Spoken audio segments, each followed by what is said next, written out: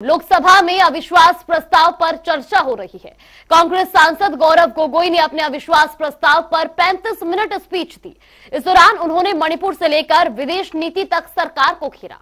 उन्होंने कहा कि प्रधानमंत्री को यह स्वीकार करना होगा कि उनकी डबल इंजन सरकार मणिपुर में विफल हो गई, इसलिए मणिपुर में 150 से ज्यादा लोगों की मौत हुई है।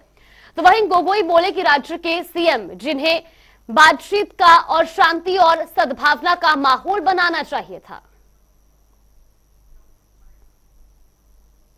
और चलिए आपको सीधा लिए चलते लोकसभा, जहां कार्यवाही जारी है। तो मैं क्या कर सकता हूं सर? आप ये सुनना चाहते थे कुछ अरुणाचल से, आप इनका आप वो माधोपुर आए थे, वो बोल चुके सर मैं completed 1 hour. सर मैं You have just completed 1 hour. हाँ 1 घंटे खत्म किया, मैं बस 5 मिनट में खत्म करूंगा सर। आज के जो नो कॉन्फिडेंस मोशन लाए हैं, इसलिए मैंने नॉर्थ ईस्ट से शुरू किया। कारण इसलिए कि गौरव गोगोई हमारे दोस्त हैं, छोटे भाई समान है। वो आधा उसका स्पीच पूरा आधा नॉर्थ ईस्ट मणिपुर बोले, तो इसलिए मैंने वहां से जवाब दिया।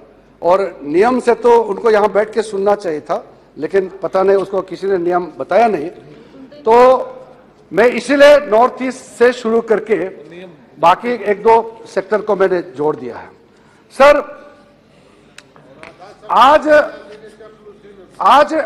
इस सदन में जो भी चर्चा होते हैं, देश तो सुन ही रहा है, लेकिन इसका मैसेज कहीं ना कहीं पूरे दुनिया में जाता है। क्योंकि जब कोई देश उभर के जब ऊपर आता है, एक महाशक्ति बनने के लिए जो पूरे स्पीड के साथ आगे बढ़ रहा होता है, तो पूरा दुनिया का नजर उस देश पे होते हैं। हम लोग ऐसे बात कभी कभी कर जाते हैं गलती से कि आप सरकार को विरोध करना चाहते हैं, लेकिन देश का विरोध कर बैठते हैं। अभी आपने किसी ने बहुत मजे से बोल दिया कि यूरोपियन पार्लियामेंट ने भी इंडिया को कंडेम किया है मणिपुर को लेकर के। क्या आपको अच्छा लगता है? आप सोचते हैं कि देश इतना कमजोर हो गए हैं कि मणिपुर में या कश्मीर में कोई घटना होगा तो दुनिया हमको पाठ पढ़ाएगा? वो दिन चले गए हैं कि विदेश के ताकतें भारत को बताते हैं कि क्या करना है क्या नहीं करना है। ये नया युग है, न्यू इंडिया है। मोदी जी के नेतृत्व में पूरा देश अपना रास्ता, अपना भविष्य खुद तय करेगा। कोई विदेशी ताकत हमारा देश का जो इंटरनल अफेयर्स में हस्तक्षेप नहीं कर सकते हैं। मैं सर विदेश में भी गया हूं, देश के अंदर में कोने कोने जगह में भी गया हूं।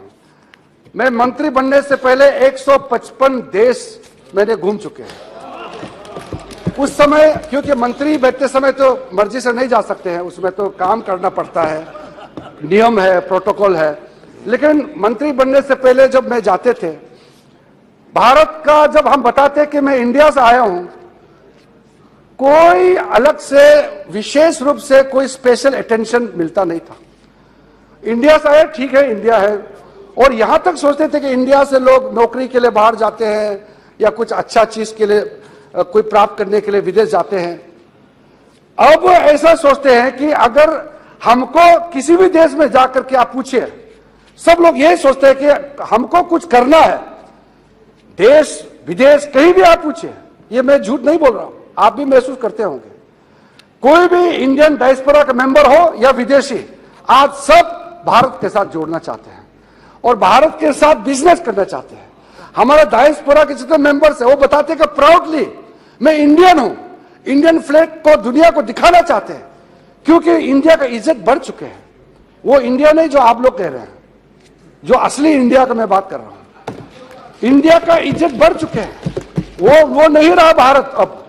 इसलिए जब देश इतना तेजी से आगे बढ़ रहा है, 2047 में भारत कहां पहुंचना है उसका लक्ष्य मोदी जी ने सेट किया हुआ है।